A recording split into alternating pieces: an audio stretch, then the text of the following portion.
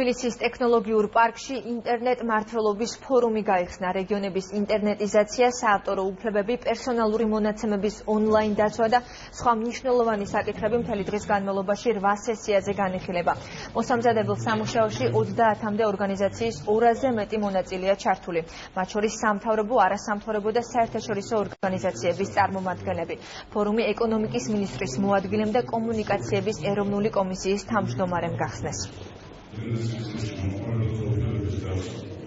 საინტერესო საკითხები განიხილება თავისთავად ინტერნეტიზაციის გლობალიზაციის პირობებში არსებულ რისკებთან დაკავშირებით, პრობლემებთან დაკავშირებით, განვითარებასთან დაკავშირებით, როგორც ზოგად საკაცებრიო პრობლემებთან, პრობლემების განხილვა იქნება ასე საქართველოსთვის საინტერესო. ჩვენ გარს უჭერთ დღევანდელ ფორუმს, აქ არის წარმოდგენილი მთელი ინტერნეტ საზოგადოება და დღეს მოხდება მშენებლობა ყველა უმნიშვნელოვანესი საკითხი, რომელიც ინტერნეტ საზოგადოებას აწუხებს დღევანდელ მსოფლიოში. ფორუმზე მოხდება ინტერნეტში მონაცემთა დამუშავებასთან დაკავშირებულ რისკებზე და საფრთხეებზე საუბარი.